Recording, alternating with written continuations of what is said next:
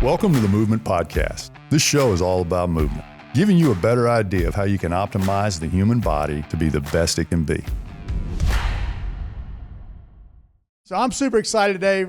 Lee Burton here with Greg Cook with our guest. I'll say I'm excited because I've been really anxious to get him on, and we happened to just touch base kind of just at random a few weeks ago, and he was happy enough joining Bob Alejo, who honestly for me is one of those guys that, I don't say this lightly, a living legend. Yeah. And it's we get these things or professionals out there that you see on social media and you're doing all this stuff, but Bob's got 40 years of experience in a lot of different areas. And this conversation today is just going to be tremendous, Gray. So Bob, I really appreciate you joining us. If you can, just introduce yourself, get a little bit of background. Don't go, I know you could probably talk all day about your background, a little bit of background, then we're going to get right into this, man. Well, that's, I don't even know what to say. And it's just, when I say I'm speechless, that's everybody's looking at me like, you speechless? That's impossible, almost. But thanks for that introduction. I'm looking at both of you guys who I've thought fondly of and kind of feel like you've mentored at a distance with what you've done in our profession. Plus 40 years. I've spent about 18 years in Major League Baseball. The rest has been in the Olympic Games, collegiate, some work with equipment and technology companies, doing some consulting and that sort of thing. That's the easiest way to explain where I've been. I've been in my 40 years, I've been a director for 36 of them. I've been a senior associate athletic director, running the high performance model at the Division I school. And now I'm back in baseball for a couple of years with the Los Angeles Angels, and just really have loved what I've been doing, and I don't ever see myself fully stepping away. It's just fun for me, and it's about helping people, and what better profession to be involved in. Well, Bob, one of the things that I've been wanting to bring up, being as an athletic director, being a strength coach, and I think you skipped one. Haven't you also consulted a little bit with the military? I have, yeah. Yeah. So at any level of intaking this human thing, I heard myself say this for the first time a couple of years at a strength conditioning conference for basketball. I'm like, we're the ones who are supposed to set the physical culture here. Because if we don't, the head coach is going to do it, or the GM's going to do it, or the athletic trainer's going to do it. And every one of them has a different agenda. If sports medicine sets the athletic culture, we're going to be too conservative. If strength and conditioning sets the culture, we may have injuries in the weight room that are unnecessary. If the GM sets the culture. So my whole point is, what vital signs do we look at for the coaches and the athletes that are under you to say, we got a good physical culture or not? Because philosophically speaking, education is what needs to occur when culture ain't covering it. If everybody in the culture wakes up lean and ready to go, then we don't need fundamental education. We just need to do the skills. But we've got a lot of people showing up now, broken, deconditioned, or they're a one-trick pony. They have a great thing over here and 15 risk factors over here. And the only thing I've changed in my conversation is what I used to call dysfunction at Movement Screen Base Camp has now made it into the literature as a risk factor. And so to me, physical culture is number one. Are we removing the unnecessary risk factors? Because otherwise you're going to have to train around all of them. But speak to physical culture in the different cockpits that you've been in. Wow. Well, I think you're right about that. And then that's where, as we were talking off camera about the high performance model, when you have this transdisciplinary group, and let's be clear, right? You have interdisciplinary and you have transdisciplinary. Interdisciplinary was the original, hey, we've got all these groups that have their expertise. But transdisciplinary, I got a couple years back from David Tenney, who's really good, and again, a close friend and a mentor. I have so many mentors I can never name them all, but I'll definitely name them when I'm talking about that topic. Transdisciplinary is one team. Interdisciplinary is a team of teams. So the transdisciplinary is what you want. We always hear about collaboration amongst these other groups, And most of the time it's just BS. That's not happening at all. And when it's not happening, oh no, we discuss all the time. I wouldn't say that. I say what you're saying is you agree when it's easy to agree and it's comfortable, but when hard conversations have to happen, they don't happen. They just don't happen. So you hit on it perfectly. It doesn't knock any one discipline when you have these vacancies of movement or development or physicality. But when you have that group leading, they would tend to point in that direction. Right. Right. And, you don't want to characterize, but there is a characterization of that. When you walk into a weight room in a football setting or a very high aggressive setting, it's active, it's hard, it's tough, it's quick, and it's dedicated right there. It's motivated, it's inspiring. You don't see that in the training room, right? Because we're in a whole different mindset right now. Most everybody in that room has some sort of limitation or injury. In the other room, that's not happening. In the physical therapy room, you have that kind of in between place where it's kind of doing this back and forth, right? Right. And so I would say with that, if that's who's going to lead this group, if you're going to pick somebody and without, with blindly accepting, you're going to have somebody who's going to be a little of this and a little of that, but you don't want a little of this and a little of that. You don't want to do what works. You want to do what works best. And what works best is every one of those things happening. So frankly, and there's been some things written on this. Jed Smith talked about it in the paper. I wrote a kind of thing, and it was, that a strength and conditioning practitioner has really been around all of that and can gather pieces of it and put it in place without having to be about the strength and conditioning only, right? And then that way you can fill it in. I think we as a profession have the best opportunity to be able not to be biased in our approach to health and welfare, because we've seen what was been really good, because we had to work with every one of those people. Every one of those people helped me do my job, right? It's not that I want to do theirs. It's that I need them to help me do mine. The others can kind of work by themselves. The physical therapist is going that way. The ETC is going that way. The sports nutrition is going that way. Sports science, that's a whole other thing, right? I mean, we can talk about that too, but we've managed that whole thing. So, again, I think what it comes down to is this collaborative effort, and it's really hard to find it. And you'd like to think that teams that are winning and that are healthy are very collaborative, and some probably are, but we've all traveled around and we know that the best teams don't have perhaps the best strength coach, the best trainer, the best therapist, right? We also know that the teams that aren't playing well don't necessarily have awful strength coaches, awful therapists, right? So it's hard to really see that until you get in a position, which makes it difficult. I mean, oftentimes we see, people that I've just mentioned,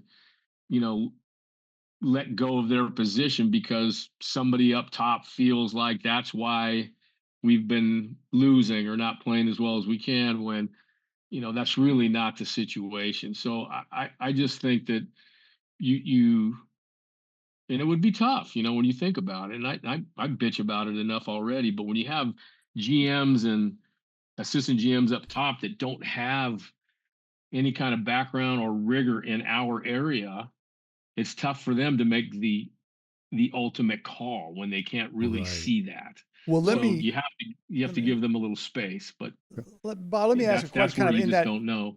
In that same vein, you talk about, I think I like the word interdisciplinary, where you said transdisciplinary, where from I think what I'm interested in is your breadth of knowledge and your long history of being in the profession, where we started right before the cameras turned on, where you started talking about, back in your early days, you did everything versus now you've got, these people who are quote unquote nutritionists, sports psychologists, and you get all these different other disciplines. What was maybe harder to manage when you had to do it all versus now you've got all these other people coming in? Give me your perspective on, because I could make an argument that it may have been maybe more work, but when you're controlling everything, you're controlling everything versus now you've got to kind of manage it a little bit differently based off having more resources at your disposal. Well, again, that's the key. You have to have a manager of that, right? You can't just, go about it ad hoc. You have to have somebody that makes the final decision based on the group.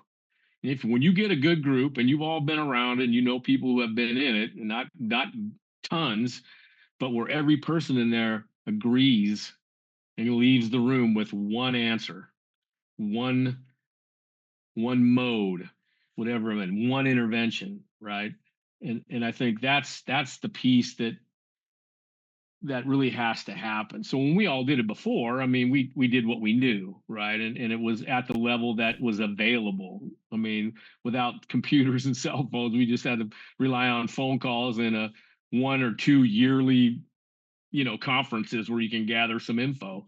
But look, I think that when you get to a point now where we're at, and I was, again, when we talk about mentorship and learning from the best, I've learned from the best nutritionists, the best strength coaches, the best PTs, the best head coaches, assistant coaches in sports. So I was lucky, and I've been around that enough. But you have to realize now that it's likely that you don't know as much as that nutritionist who tracked nutrition. You don't know the same amount as that PT in rehab and return to play, because that's their track completely. We got an idea what that is. You just have to acquiesce to the idea that, hey, this is what it is. Now, at some point, I think it always happens where, oh, so and so doesn't really know it. They're good, but they're not as good as they should be, and all that. Well, that's a leadership problem. What we see in these breakdowns is a leadership problem. Every single damn time, it's a leadership problem. Well, like some of these catastrophic instances, I'll just lay on that because they're obvious. The ones that we've seen in football years ago, where athletes are suffering catastrophic events, and somebody says, well, what about that strength coach, or the trainer that was supposed to be there or whatever? And you say, well, that's a leadership problem. I'm not dissolving them from any, culpability, but who hired that person? That's why you have to have that conductor. Well, that's why you got to have the conductor that stays in and watches that to happen. And then as a strength coach, I just have to give my full undivided support, my full throated support for the nutritionist and the sports scientist. And, until I have a say in that, that's how I have to go. Now I'll certainly, bring up perhaps some ideas or suggestions, but in the end, if they say, hey, this is what we're going to do, that's what we're going to do. All right, let's take a quick break here to tell you about Simeo. Simeo is our holistic wellness platform designed to give you the tools and resources to assess, manage, and improve your clients' and patients' overall health and wellness. Go to Simeo.com to sign up for a free trial today. That's SYMMIO.com.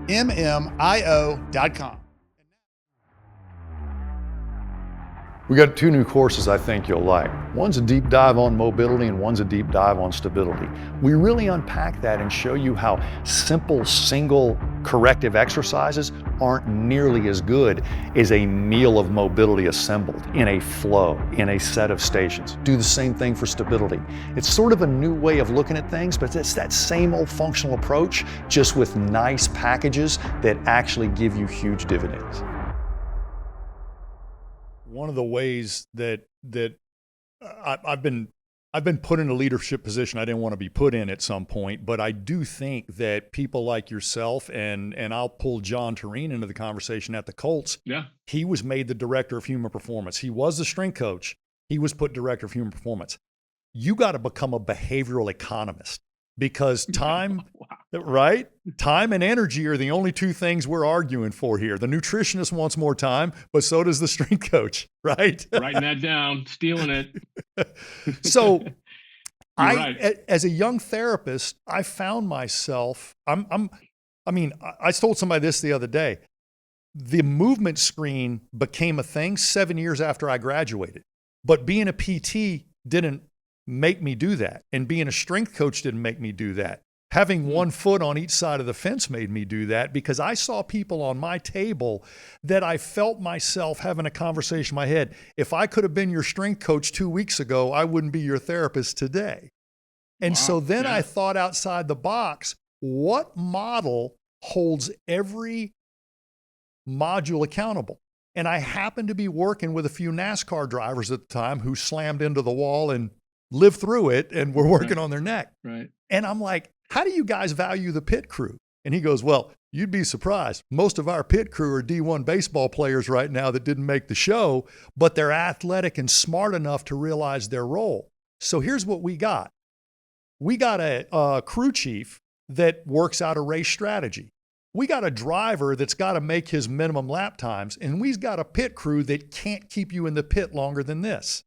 At the end of a race, we all share in the bonus and winnings because everybody can track where the mistake is. Now, the pit crew can make an argument, yeah, but that wasn't a normal pit. You came in on fire, so we got an extra 5 seconds. And here's where I realized most people aren't measuring the risk factors of the situation they're in. They're simply saying, oh, I got an athlete with a sleep disorder. Now all of a sudden it becomes a sleep problem, but then you find out the guy's going through a divorce. Maybe that's the problem, right? So the funny thing is, I go to 100%. every person at the table as a leader and say, when I say the word function, what I want you to hear is good enough. So I'm sure the nutritionist could optimize the situation, but are we good enough on vitamin D? Yeah, we're good enough. Right. Okay. Are we good enough on body comp? Yeah, we're good enough. Okay. I'm going over to the athletic trainer. Do we have enough dorsiflexion in this ankle to call it safe and healthy for the workout? Yeah, we do. So if everybody goes around the table and we argue for the minimum good enough in your domain, what you find out is half the people don't have the minimum. They've got the optimum. They want to come in arguing for the optimum. And this ain't that. This is everybody gets to argue for a minimum, and that minimum is just like the blood pressure minimum or the eye chart minimum. You're legally blind or you're not. You're hypertensive or you're not. You're functional or you're not. You're recovered or you're not. You're overstressed or you're not.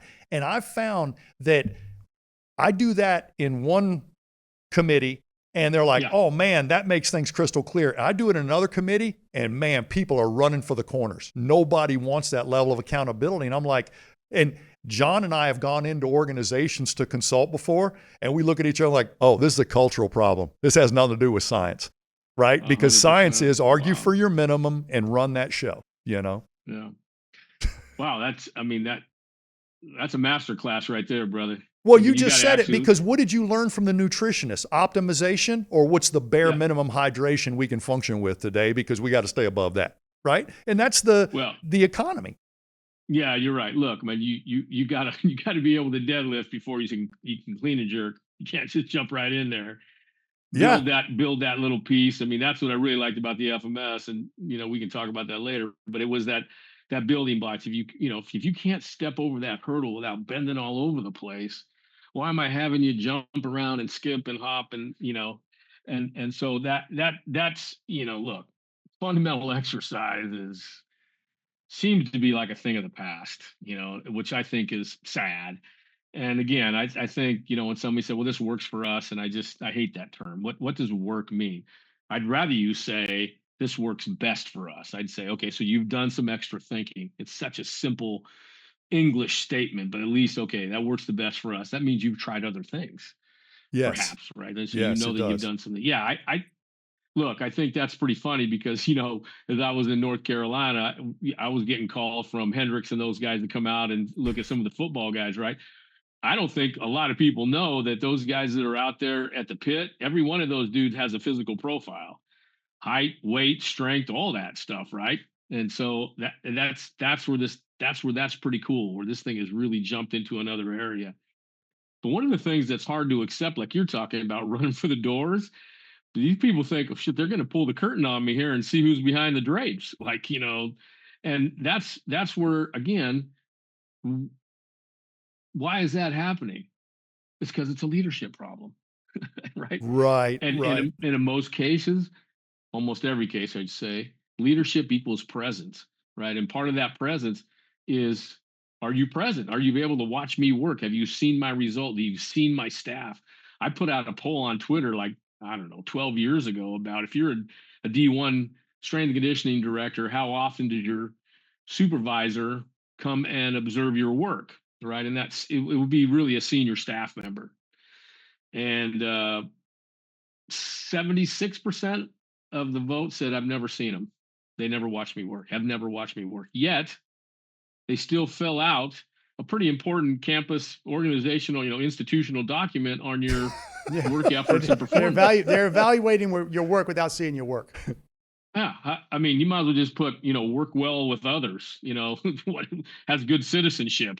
That's all you could possibly know. And so again, that's leadership. Somebody needs to be watching that stuff, and nobody should be running for the doors. Somebody should be, this is not my idea, but the idea we have is best for the athlete. I love it.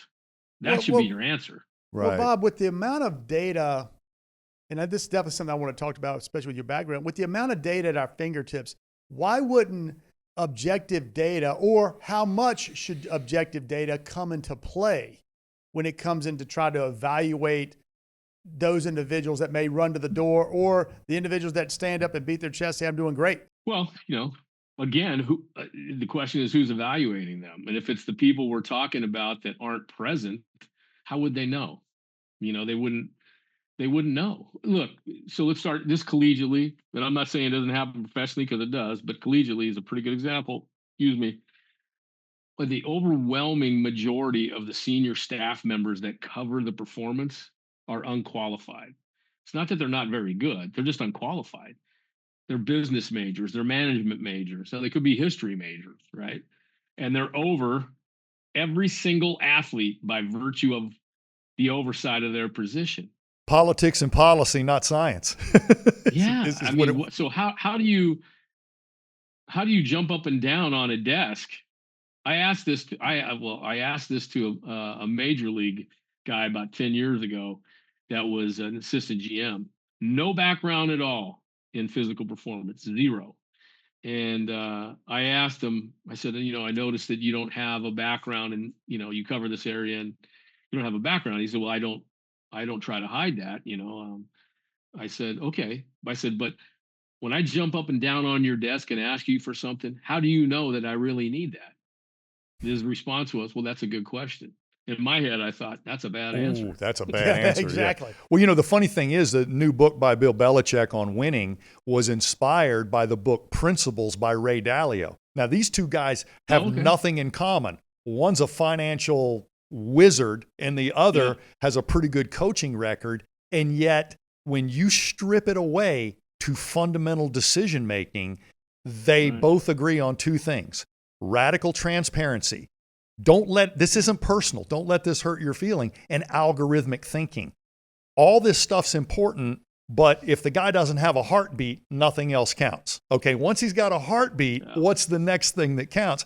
And most people don't want to slow down because that's a Socratic method. Let's go back to a point where we all agree and see where the shit hits the fan. That's where the bottleneck is, Yeah. Well, so the numbers, the first thing you got to talk about, and I think we've heard this from a lot of people, is about context, right? Those numbers have to have context. And you just triggered that in my head because I've said this a million times. Those numbers have heartbeats. They have personalities. And you also said something earlier that I've used too. God, we're talking about, we're vibing here for sure, that so-and-so's a little bit slower and they're not as strong and it looks like they're fatiguing, and maybe we should do a little HIIT training with them because it's shorter, it's in season, they get higher heart rates, and maybe we should maybe back off the weights and all that. And then you find out that his son has chicken pox and he's been up 4 days in a row till midnight. Maybe that's it, right? Well, Catapult doesn't pick that up, neither does a force plate, right? So that's why you have to have this fantastic conductor that digs deeper than that, just to make sure that you're doing what you're supposed to do, so that these numbers have context. And it's a funny thing, so they say, if you can, injury prediction, right? So I've banned that from my own vocabulary, and I've been vehement about the same as others, like injury prevention. Well, if you can prevent injury, then you can predict it. So I don't need to, I can tell you when you're going to get hurt. That's easy for me. Well, that's impossible. We've adopted injury risk. We know your risk factors. It's just like your odds of winning in Vegas. Your odds are what they are. You may win, you may lose, but believe it or not, at scale, Vegas is going to win 80% of the time. Just so you know. Right. It's the same thing. And you know, Or they wouldn't be there. And before I got back into baseball, I was giving him a baseball. I said, so you got a guy who's hitting 333. That means he gets a hit every third time at bat. But there's no guarantee of that, because he could go 0 for 20 and then later on, hit 500 and then be back at 333. My question is, well, if you think this guy is going to get a hit every third time at bat, well, you just let me know when that is, and then we'll put him in there when he's going to get the hit. But you can't right. you can't predict that. You Right. just generally know that he's a good hitter in baseball, but it's the same sort of deal, right? So that I think this numbers thing has gotten way out of control, and I was there. I seen it, bear fruit with Moneyball, right? I was Yes, yes, and I was sat right in it, and that's but Billy Bean, who was part of that authorship, I guess, will tell you at some point you have to be intuitive, and intuition is not rubbing the crystal ball or doing the Ouija board, right? What intuitive is this background of knowledge and experience that goes like that. What's his name? Gladwell, Malcolm Gladwell calls that advanced pattern recognition. Billy Bean played the game, he coached the game, he scouted the game, and then he had resources like you in each ear, and then he had stats, and all of a sudden, right here's the path. I have used that reference so many times because if you take everybody on your team and make them only argue for the 2 stats that are going to determine which way they're going to go, right? So I pick things like HRV. There's very little placebo effect for HRV if it's accurately collected. Now, when a guy's HRV is below X, are you going to change what the day looks like for him? It doesn't matter why his HRV is low. It could be overstressed or under-recovered. Doesn't matter. That's all he's working with today. So will you make a decision below here? And I'm the same way with the FMS. If how many ones are okay for you to allow to ride on here, because everybody's scared they're going to give up a performance day to go back and do debt consolidation. But anytime you're getting ready to make an investment, the first thing you ought to do is let's make sure you're not in debt first. So part of FMS, nobody realized it, and I realized it. We weren't a fitness company, a sports medicine company. We were doing wellness, because wellness is defined by how many risk factors you don't have today.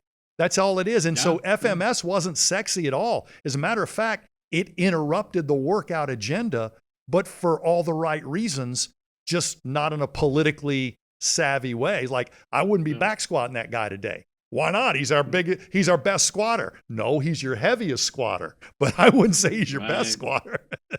Wow, that's a good point.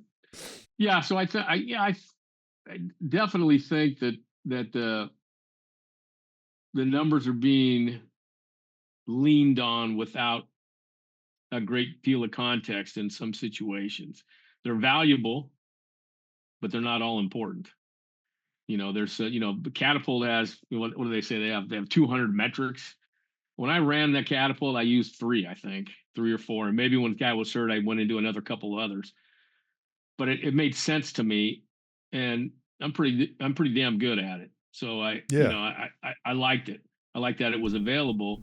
But when you start knowing the behaviors of these people and what that means to them, then it becomes such a greater tool. The numbers just pop out and they become huge instead of this little microcosm of effort or movement.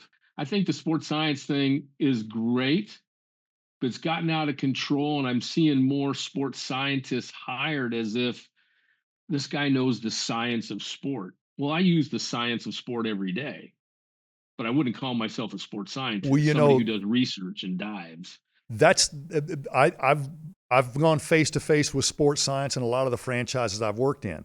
And I watched 3 PhDs burn a half hour lining up a camera to test your dorsiflexion, while me and a dude did 30 guys with a goniometer. That's this thing that looks like a protractor. Yeah. But my point is, Oh, that's great. well, if you look at it, I like to read books, and I've studied the way that we went sideways in nutrition. And that's because we let food scientists do reductionism and say, well, if there's vitamin C and antioxidants in green tea, then let's just put it in this powder. At some point, the behavior of drinking green tea in a regimented way is still got more than you taking this supplement powder that you don't understand. There's a behavior there. So I always looked at squatting or a good push-up or a good lunge as a movement behavior. Now, a sports scientist sees that as a bag of angles. A physical therapist sees that as restricted dorsiflexion or low back pain. But at some point, the squat ain't an exercise, and the squat isn't a bunch of angles. It's either a behavior that you can express well and pain-free or not.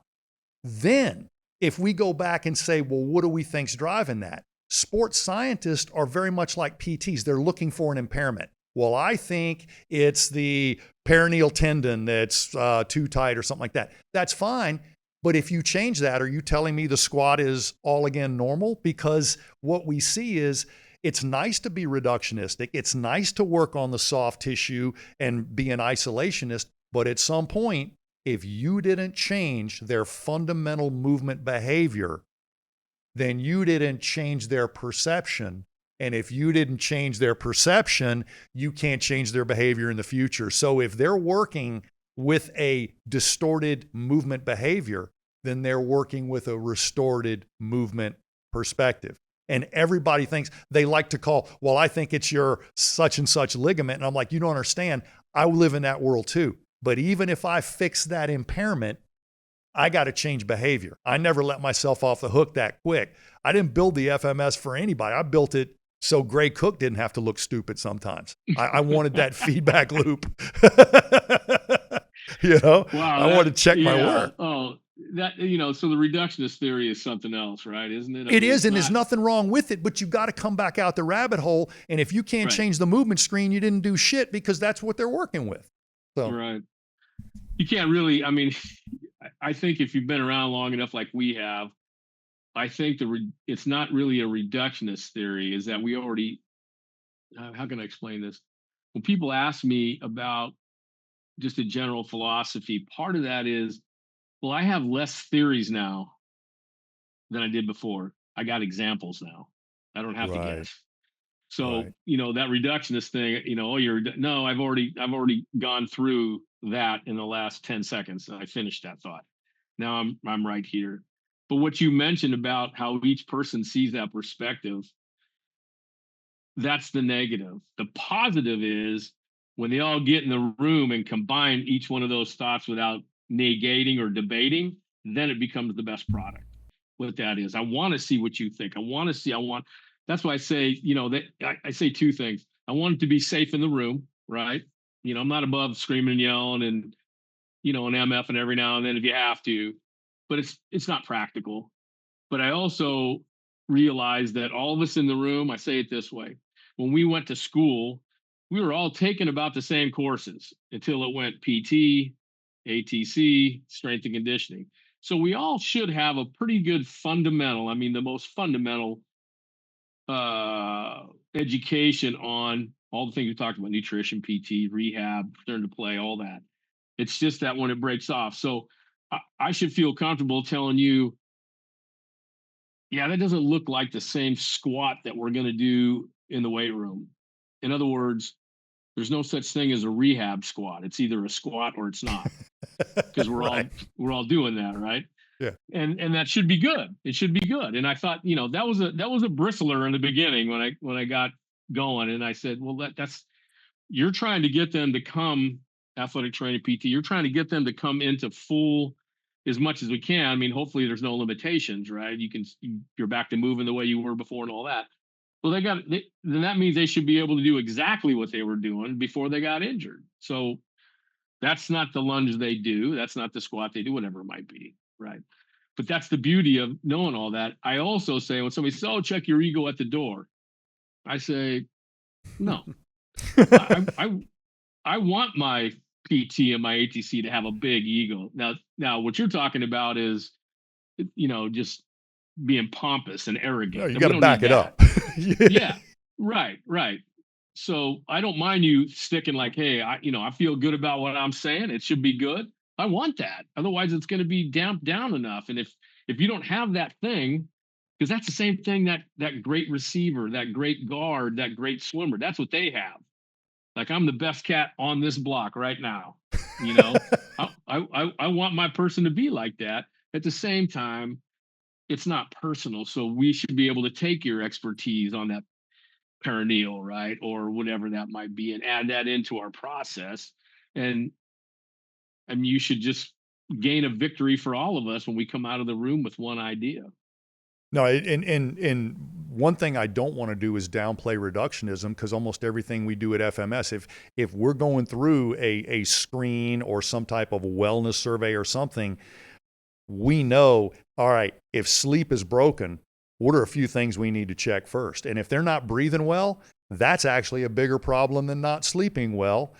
So I love having this standard hierarchy of, if you see a behavioral or functional problem at this level, here are your two go-to reductions.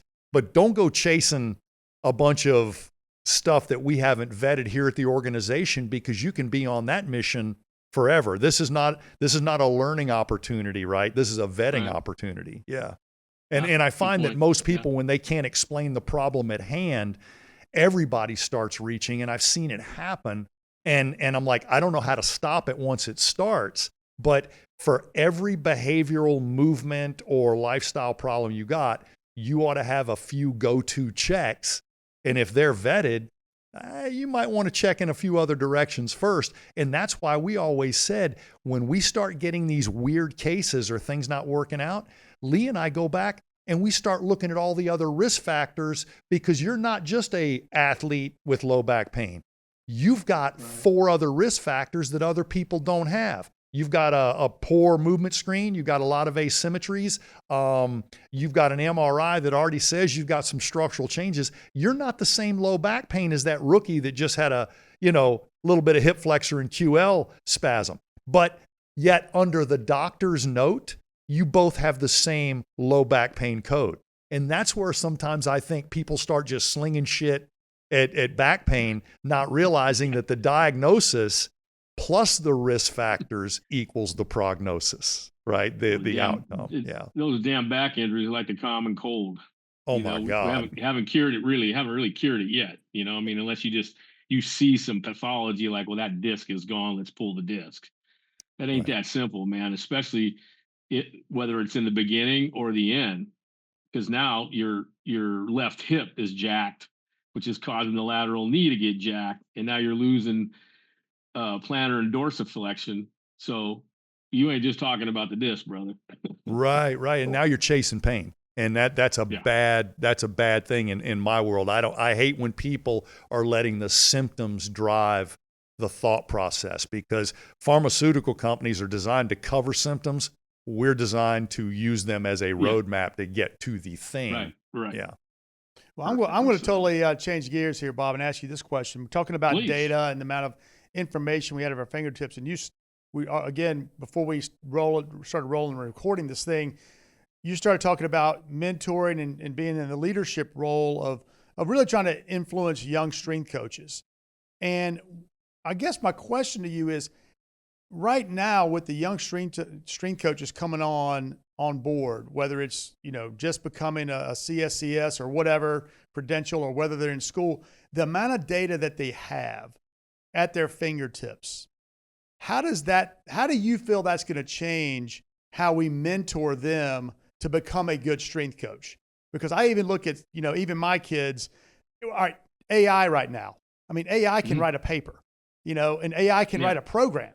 So how do we kind of, going back to what you said, you got to have a heartbeat. There's a heartbeat. Yeah. Somebody's at the heartbeat standing in front of you. AI is not going to deal with that person. They're going to give you something objective. How do you think we need to change up how we mentor and train some of these coaches coming on board now? Well, Lee, here's the good news. The science of the body hasn't changed in how long? Hundreds, thousands of years. So you're not going to, it's like Jose Antonio told me one time, you can't have your own science.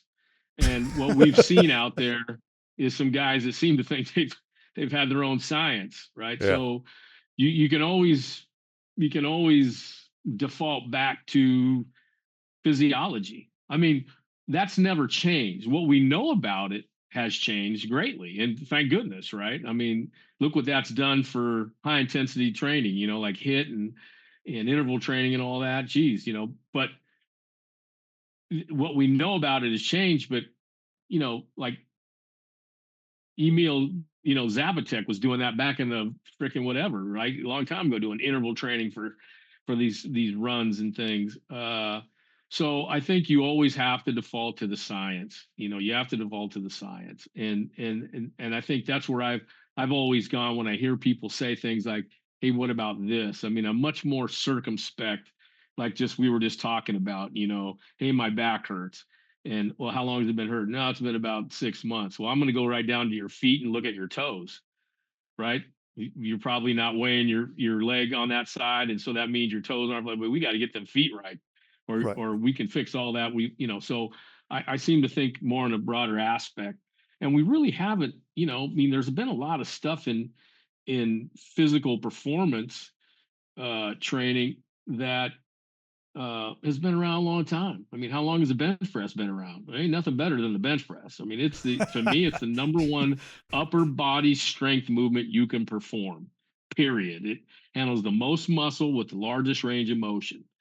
Somebody say, yeah, but you can use more weight in a decline press. Well, that's not the most muscle, and that's a short range of motion. So, it's like the squat or something like that, where you can say, likely the best lower body strength exercise. What about the trap bar deadlift? Well, I think it's easier to teach, and depending on your population, it might be your go-to. But if you look at some of the trap bar deadlifts, it's a squat while you're holding the bar down by your shins. I mean, with somebody, I had a guy tell me one time, like, "Oh, how's this guy's knee? Oh, it's good, but we were going to hold back on the squat, in his range of motion." I say, "Okay, what are you guys doing?" "Over trap bar deadlifting." So I said, "Oh, okay." Knowing I want to see what that looks like. Well, it's a damn squat. I said, "Okay, stop. We're going to squat." Why? Because you just squatted. Unless there's a back problem, I don't see what we could do. And both those exercises are different. One's a total body. You can argue all that, but then that goes back to the science of biomechanics, back to the science of lactate and all that kind of stuff. These things are easy to say. What is your intention? That's the one thing you say, what is your intention of doing that drill? I think that's a great place to start, instead of saying that's wrong, you should be doing that. That's not teaching, right? But you see somebody doing some lower level running and trying to get some heart rate, like, okay, tell me about what you're trying to do here. Well, I'm trying to get some build up some lactate and try to get that curve to move to the right a little bit. Now, what's the heart rate? Oh, it's around 140 to 160. Well, that's not high enough. So we need to change something. So let's take a look. We shorten the speed, raise the speed, shorten the interval, whatever. And so it goes back to that. It's not that run's not any good, but your intent is to be able to to remove lactate while it's getting produced, right? Not buffer it, but put it back into the Cori cycle and reuse it. Then you're going to need to have higher heart rates. Well, because and Bob, I'll interrupt you right there. And I think that's part of the problem I see with some of these young individuals coming out of school. They get the science, they get the fundamental education, but put it into practice, like you just said. I love what you just said. What's your intent? If I ask, and I taught at a university for 15 years, I ask a young athletic trainer or a young strength coach, okay, what's your intent? They get locked up. They have okay, what do you mean? And you're like, how do you write a workout program? And I think that I'm hopeful that doesn't get lost. And I think that's where the mentoring, the experience factor is never going to go away. As much as we're trying to throw all this technology at them and all this AI, all this other stuff, that piece is never going to go away. that gain that experience, know what your intent is, and be able to make a decision with the person sitting in front of you? One of the things that we have to defeat and battle against is social media. And what I call it is, these younger coaches are subjected to social media bullying. And what I mean by that is there's so much on social media of exercise and training modules that these younger coaches, they want to absorb it all and they want to do it all. And they're at the position of, if I don't do this thing that's now becoming a fad or a trend, people are going to think I'm dumb and I don't know what I'm doing. I'm not a good coach. Fact of the matter is that actually happens, right? And that happens with people that are in the positions that are unqualified that are hiring them. Hey, you're not, I've been watching this thing, this one-legged this and the two-arm that and the run and the bike, and you're not doing that, so you're not a candidate anymore. So now we're in this freaking wash cycle, this toilet bowl that doesn't help coaches. So and we have to be aware of that, right? We have to have context to why are they doing that. So I think you're right. I think at times they do forget the science and they just go right to the exercise.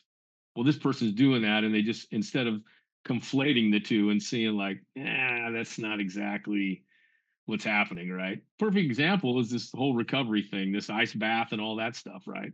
I mean, the science is pretty clear on that. It's not a magic thing, right? And it's not the best thing, probably. In fact, in some instances, it decreases the chances for hypertrophy after a good hypertrophic workout, right? So, but people think it's working and they see it so much, and that's what we're going to do. It's the same thing with recovery workouts. My question is, let me see if I got this straight. You're going to do a workout to recover from a workout. How's that possible? Well, what would you do? Nothing. I mean, if you're in a place of overtraining, you do nothing. That's what they make naps for. Yeah. Or if you're going to do any kind of therapy, it's going to be passive. The athlete will do nothing. It'll be ultrasound, it'll be massage, whatever. But to go through another workout, there's no such thing. In fact, we know the science has proven that's not true. There's no such thing as a flush. There's no such thing as a recovery workout. So I think you're right. They do jump into the exercise because it's everywhere, and they're thinking, I need to do that. And they forget, like, well, I'm adding that in. And the question would be, well, why are you adding that in? What is your intent? It goes back to the fundamental teaching principles. I don't want to show them how to do it. I want to do what's called guided discovery. I want to lead them to that and let him discover what you're supposed to do. Let him or her.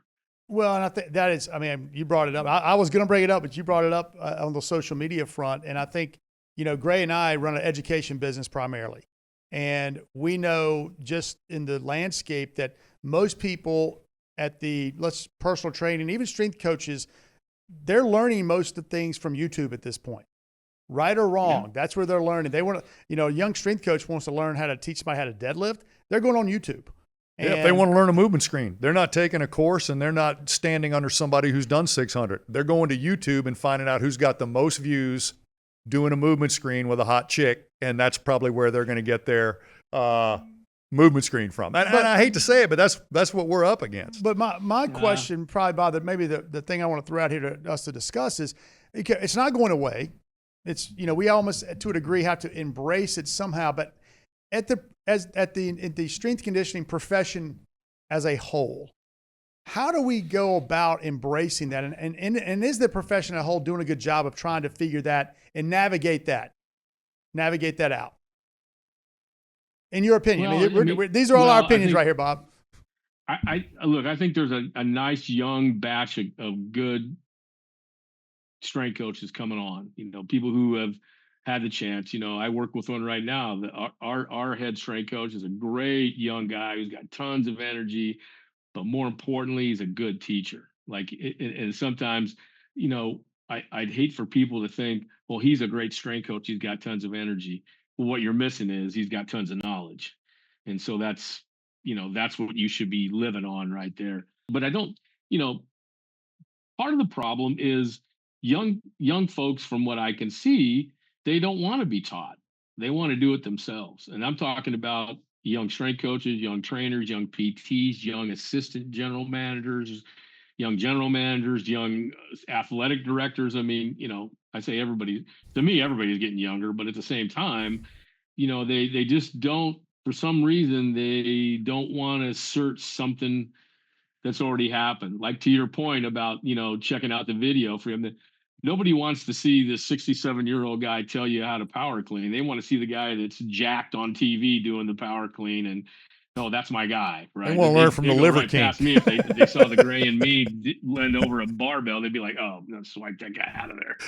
Exactly. So, where the guys that we used to go to were just people who had great programs and were good dudes and good women like Meg Ritchie and some of these other younger and middle age like me, older women who have set the pace.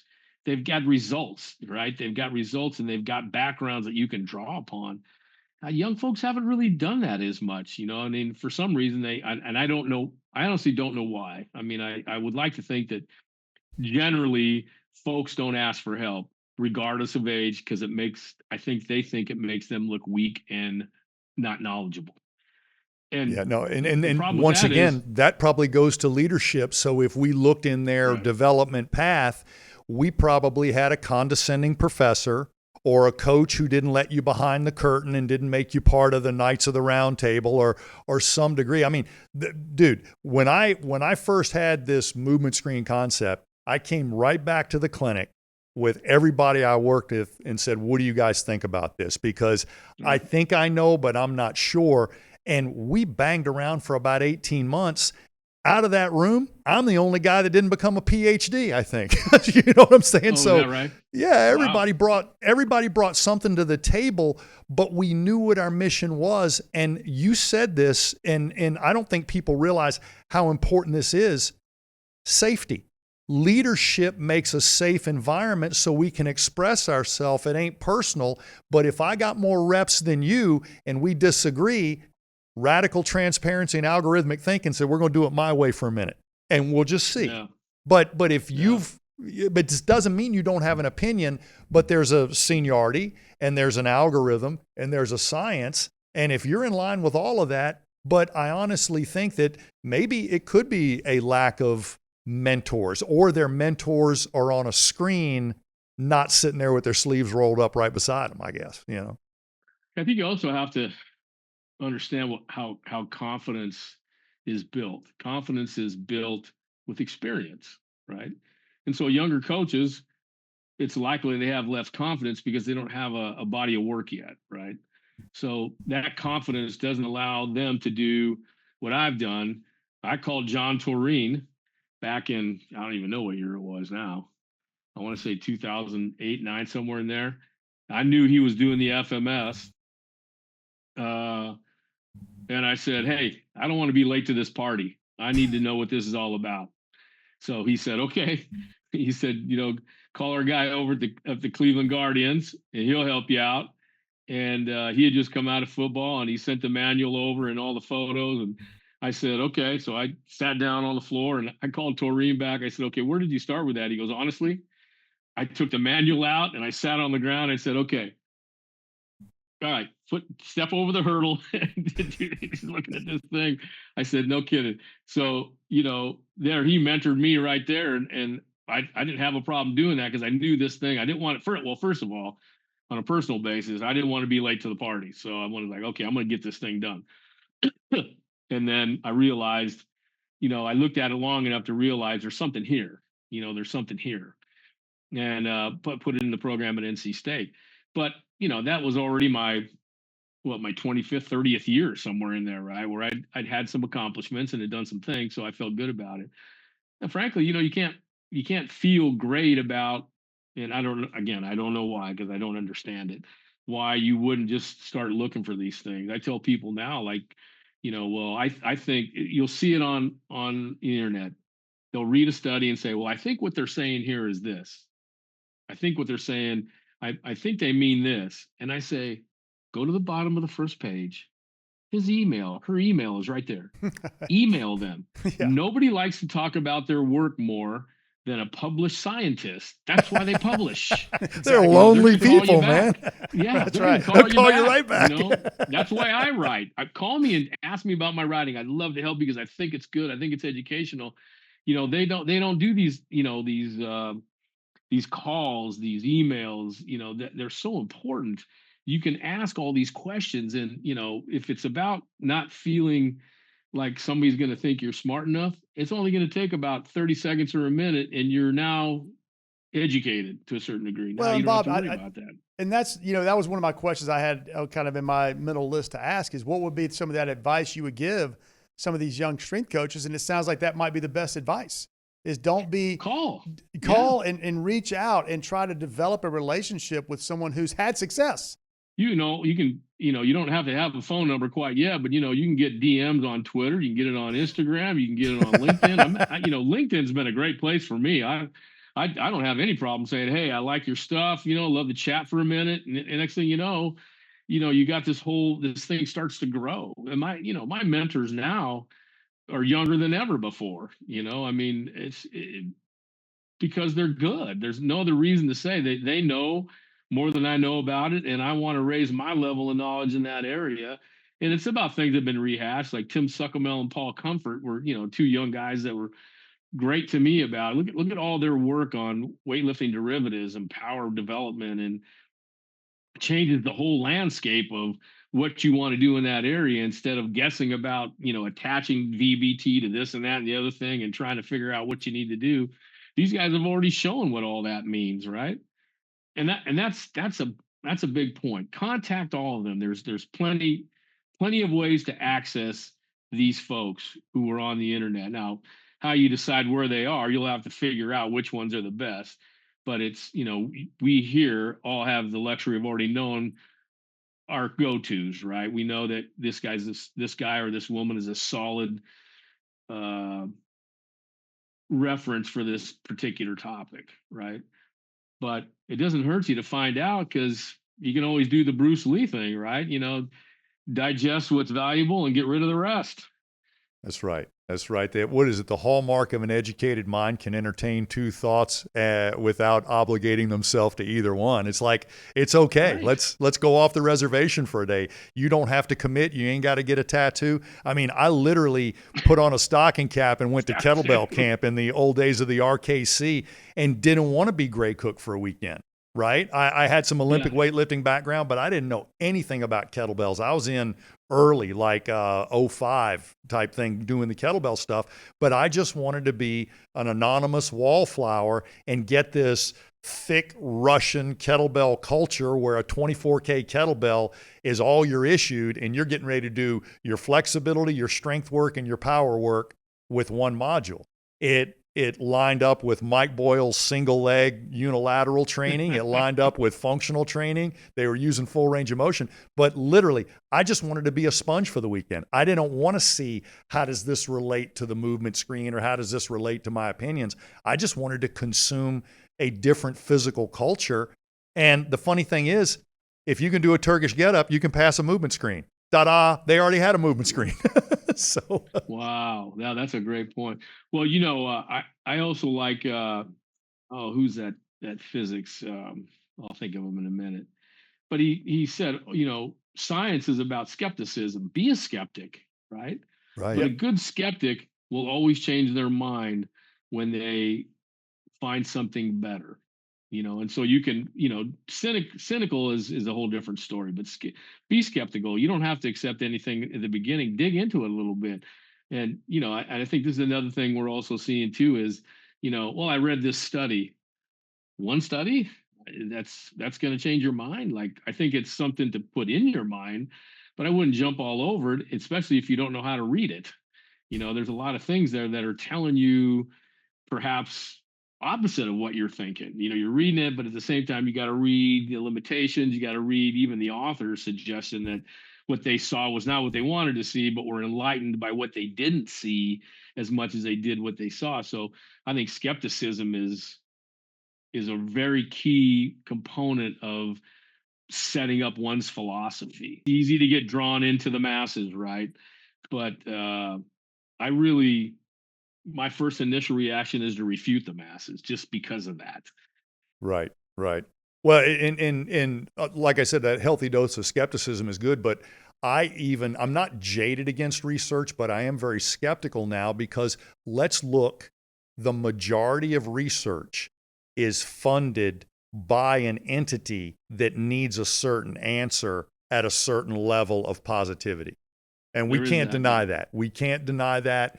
Drug companies aren't doing research to find the truth. They're doing the research to find the marketing window, right?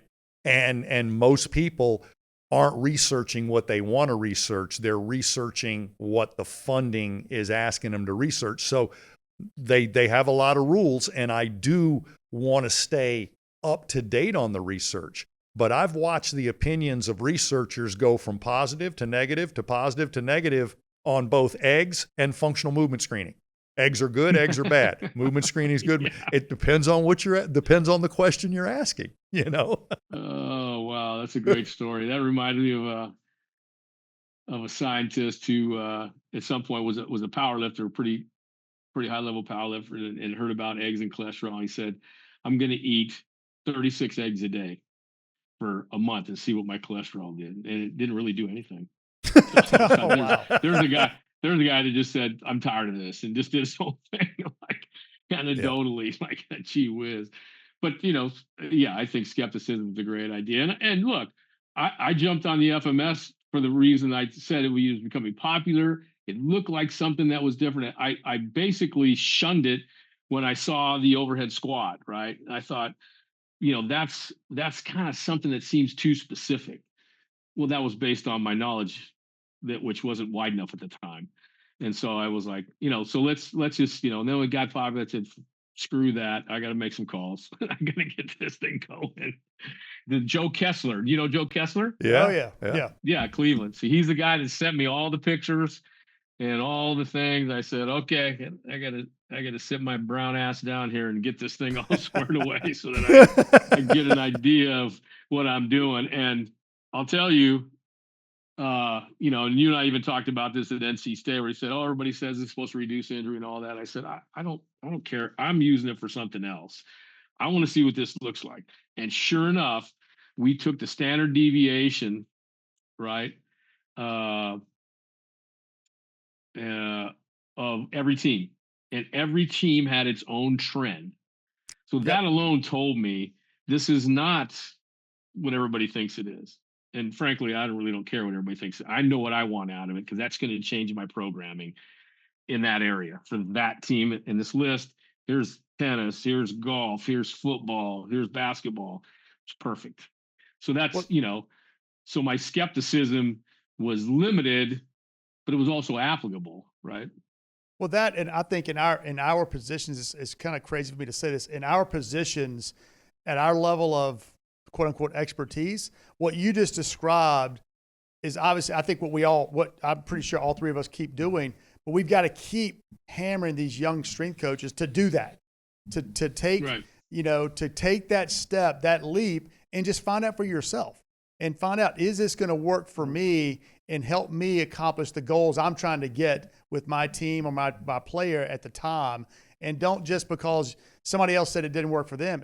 Maybe it did work for them, but does it help you at the time? Yeah, and I've honestly found that a lot of the conversations I'm having, because I lecture at colleges, I'm lecturing at people in the degree-seeking exercise science, you know, modality. They're trying to learn, and my point is, we simply discuss exercise through other exercises. The degree's called exercise science. So it's almost like saying we've got to be an advocate for exercise. And I'm like, well, that's baked in.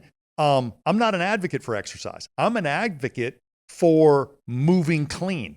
Exercise is a hell of a good way to get there, or a hell of a way to jack yourself up. So it can be both the tool or the poison, depends on who's pulling the trigger. My point with that is, I found a lot of young strength coaches, if we can't talk about an exercise, they don't know how to talk about movement without relating it to an exercise. And I'm like, I can unburden that. Let's take the weight out of it, sets and reps, frequency, intensity, duration.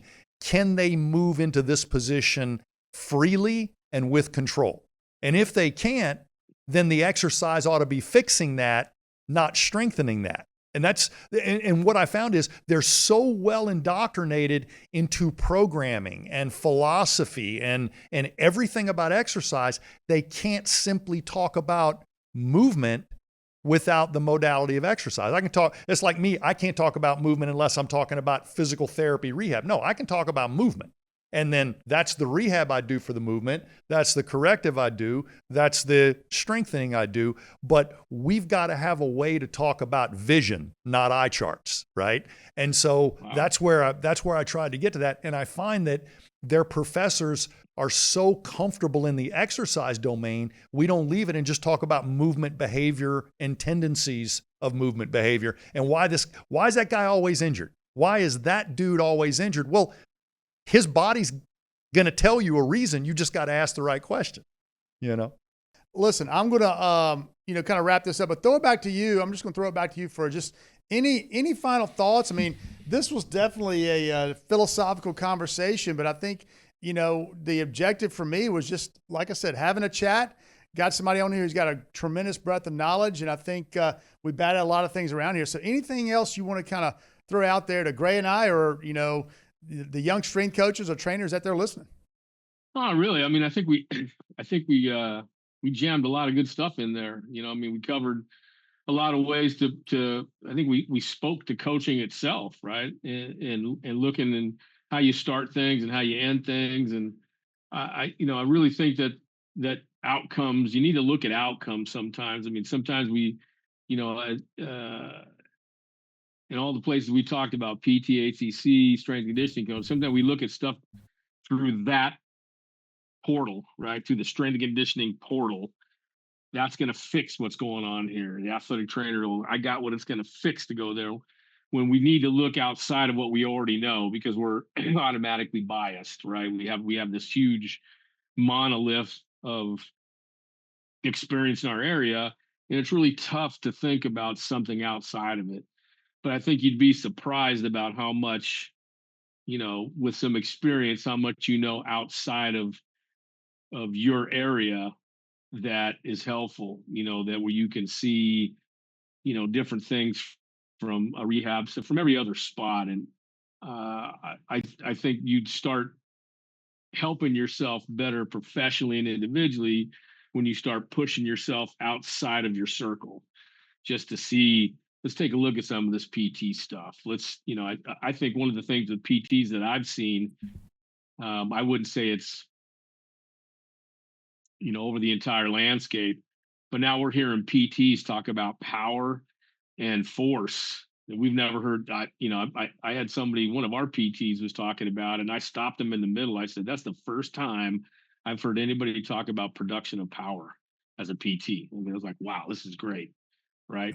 And so now, we're talking the same language, and so I think that's one thing. But one of the things I would like to say, that I'm actually rewriting this article I wrote 7 years ago about how to fix strength and conditioning, is just to say, I think we as a profession are the likely candidate to handle these high performance roles, or the senior associate athletic director role that covers everything, because we've been involved with coaches. We are coaches. We're going to work with coaches. And we're about inspiration and motivation, right? And the intricacies that go along with the full barrel of competition and nutrition. And more so, I think, than all the other areas have in the performance model. I'm not saying that somebody can't be a high performance manager, that an ATC can't be, or that's not what I'm saying. What I'm saying is that a strength and conditioning coach is probably the likely candidate. And as these guys kind of complain and moan about, I should be getting paid more, I work a lot of hours and I got a degree and all that, I say, well, first of all, nobody owes you anything. You're the one that chose that. The schools didn't choose it, the pros didn't choose it, you chose it. Right. And they don't need to reward you for that. But I would say, if you want to do yourself better, if you want to have more coverage, more impact on an athlete, aspire to that high performance leadership model. It's likely that you won't be in the weight room every day, but now you'll affect every single person collegiately instead of that one team. And as a pro, you're going to have this situation where now you get to handle adults who have context outside of academics and sport. They got families, they got lives. They're the CEO of their own business, right? The amount of money these folks are made. So now you can have a greater impact on not just their bench press, but just lifestyle and life in general. You got a few go-to books on leadership? Because I find a lot of times I'm in a conversation with a leader who says, listen, we love your model. We want to make it standard operating procedure. I'm having a hard time getting my team to buy in. And I'm sitting here thinking, this ain't a science problem. This is a leadership problem. 100%. Right? So you got any either wisdom or some books that have helped you? Because you've been speaking about leadership the whole time, and I do admire your humility and accomplishments simultaneously, but you do that well, and I'm just wondering what have been the cues that you've taken? Well, really, the Harvard Business Review has been my go-to for most of the fundamental aspects of leadership. I think what they talk about is leadership is not this 4th of July fireworks. It's how do you present something that's fundamental and beneficial to all the stakeholders involved. It's not a kaboom. It's one of those things. How do you fundamentally get involved with these people? And I'll tell you that everybody's got a boss, right? So even if you're the high performance manager, you're somebody over you, and there's somebody over them, and it's not unlikely that there's somebody over them. And they're married to somebody, so that person's their boss.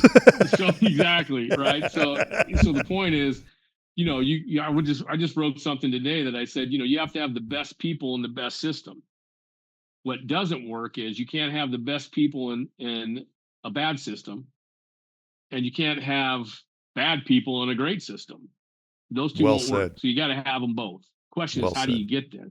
What I'm seeing right now is probably the most awful hiring processes and vetting I've ever seen. I mean, I've been involved in a couple, and I hear people calling me and saying, man, I just went through this whole thing, and I'm thinking, you got to be kidding me. This is awful. But the HBR, and they got a lot of free things that you can get a daily leadership tip out of it, and you can become a member. And I don't think their journal is good, but they got some great books on leadership. And I think overall, what I've done is taken this whole leadership thing and saying, well, you have to put something in place. It's got to be structured, right?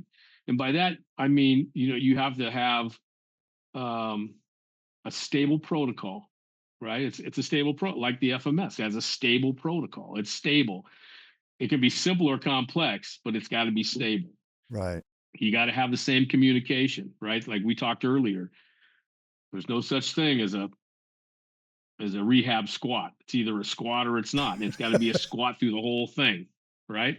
Yeah. Just as much as that bench press is probably not the right thing for the shoulder, what they're teaching in athletic training and PT is probably where we want to go. You need to acquiesce to that because it's the best thing for us, right? So you got to speak the same language. You got to set up the line of communications. I think people get upset a little bit about, I'm third or fourth. That's a hierarchy. I'm not talking about a hierarchy. I'm talking about the line of communication, and it's in that whole in that VUCA situation that the military talks about: volatility, uncertainty, complexity, that kind of stuff, right? You got to be ready for all that, and so that in this line of communication, every person in that line has a role, and no message should not be sent. It's got to be handled, but it's got to be handled so the message is clear. It can't go, let's call it 1 through 5. It can't go from 5 to 2. It's got to go 5, 4, 3, 2, 1. Mm-hmm. Right? So that nobody's out of the loop. There's a line. It doesn't go farther. When it gets to 5, 3 shouldn't know about it. It's got to be 4 to 3. And so you have this responsibility. They talk about, well, that makes me feel up. No, you're empowered. You're the one that's sending that message forward. Nobody else can send that message. Even if it's the same one, you're the next one in line, right? And it's got to, you got to make sure that there is a follow through on everything that you have. There's got to be some interventions. You can't come up with things that can't be intervened. In other words, making a move on something. Let's say you have a shoulder. So-and-so's internal external rotation or the hamstring flexion is not good and it's 10 degrees. Well, we got to know what 10 degrees means. Is that too much? Is that not? I don't know. But at some point we got to set it up so that it's we'll make it simple. Like it's got to be green, yellow, red. Yeah. Like green is all good. Like so these AMS system that people have when they want everybody to know what's there, right? So you got to have that athlete management system. You can't have you keep all your strength conditioning records and not have them, and you got to email them. Everybody should have access to that because it's real time. You want it in real time. I can't wait till tomorrow. Gray Cook's on my table right now. I can see the yellow in that bruise that used to be in the hamstring. We need to move on this, and I don't have time to go look at that. I need to see it right now on my phone or whatever it is, and get that going. Well, the message that you have is different than the message I have. The difference that the PT gets should be different than the ATC and different than the doctor and different than the head coach. Head coach is, can he play or can he not play? That's all he wants to know. But that's all he gets. He doesn't care about the rest, and frankly, he doesn't need to. Right. But that's that kind of action. It's got to be an action item. But all I just spoke about has to be structured for this thing to move. And frankly, you can make this system, it doesn't have to be athletics. It could be business. It could be whatever you want it to be, right? Well, to me, there's safety in that structure because you know what you got to do. You know your job. Exactly. You know the role. That's That's great advice. Clear expectations right away. Everybody's got to know what the expectations are. I think that's really a fundamental flaw in a lot of places that aren't structured, is that there's no expectation. So you're jumping on somebody who you think's not doing a good job, but you haven't really explained to them what a good job is. They think they're doing a good job. That's why they're only doing that. That's exactly, that's a great place to kind of wrap that up, because what you said, I think gets lost a lot. Set the expectations, because then you can hold people accountable. And I think you can't hold people accountable if you don't set the expectations. And I think sometimes that's what that little cycle right there gets lost. Yep. And you got to match the resources to expectations. When I got to NC State, Debbie Howe said, we want to win some championships. So, okay. So let me see if you want me to set you up with my prerogatives, my thoughts based on national championship. She said, absolutely correct. So she did that with us. We were number 80 something on the director's list. By the time I left, we were 20, because she said, we'll give you coach, strength, training. We'll give you what do you need? What do you need? And that's, the leadership is about facilitation. It's not about I'm bossing you around. It's about I'm going to facilitate. What do you need? She asked us all, and she said, here it is.